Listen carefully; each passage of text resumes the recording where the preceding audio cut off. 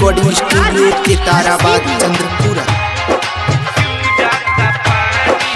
नाचे हो आइल बड़ू जिला देवरिया, खोली के देखा दरानी गोरुबा की करिया, तो लहंगा उठा दो ये रानी, लइकन के मुहावा से चू जाता पानी, लइकन के मुहावा से चू जाता पानी।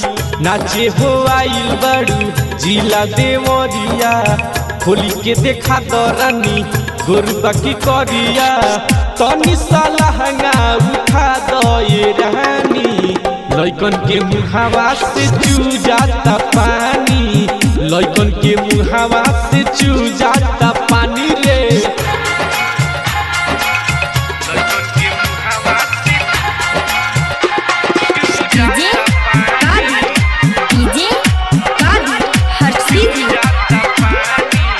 हौ तू बंगाल के माल रानी सुपर, देखी दो नीचे लहंगा करी दो ना ऊपर।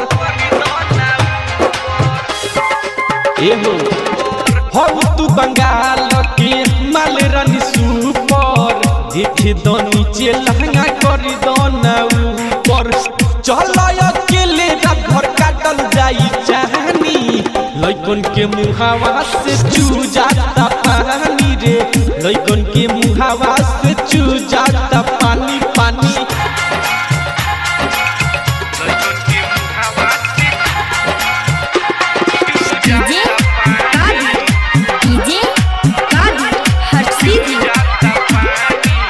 चढ़ल जवानी तहर बाटे हो बसिया, चल पहिरा दी ढोढ़ी में नथिया।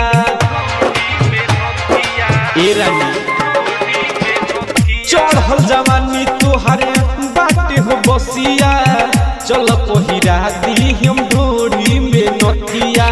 देवरिया के दिहल ना भूलई निशानी, लइकन के मुहावा से चू जाता पानी, लइकन के मुहावा से चू जाता पानी रानी।